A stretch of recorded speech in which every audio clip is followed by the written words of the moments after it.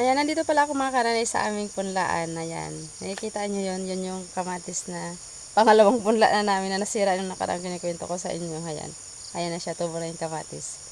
At nakikita nyo naman to, ito ay ampalaya at saka papaya. Ayan.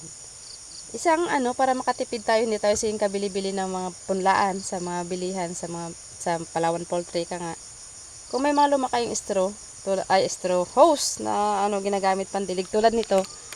Ayan siya. Alam niya ng mga farmer. Ayan. Yung mga iba siguro, hindi yung makarelate kasi nga, wala naman silang, hindi naman to nila kasi hindi naman sila farmer. Pero sa mga farmer na kapwa ko, alam ko nakarelate nito at alam nila ang ibig kong sabihin ito kung saan to ginagamit. Ito ay daanan ng tubig, hose na kulay blue. Ayan. Pag wala kayong pambili ng pangpunlaan, ito ang gawin nyo para makatipid. Huwag nyo siyang itapon, putol-putulin nyo, at ito ang gawin nyo. Ayan o, tulad nito o. Ayan, sobrang haba lang ang ginawa ng mister ko. Ayan. Tapos lagyan nyo ng lupa. Matagal to masira, promise. At isa-isa nyo siyang kuhain. Ayan, hindi kayo siging bili. Abutin to ng halos 2 taon. Basta huwag nyo lang itapon. Kasi matibay siya. Yung kulay itim po kasi minsan na nabibili. Pag naapakan mo yun na yupi, sira na.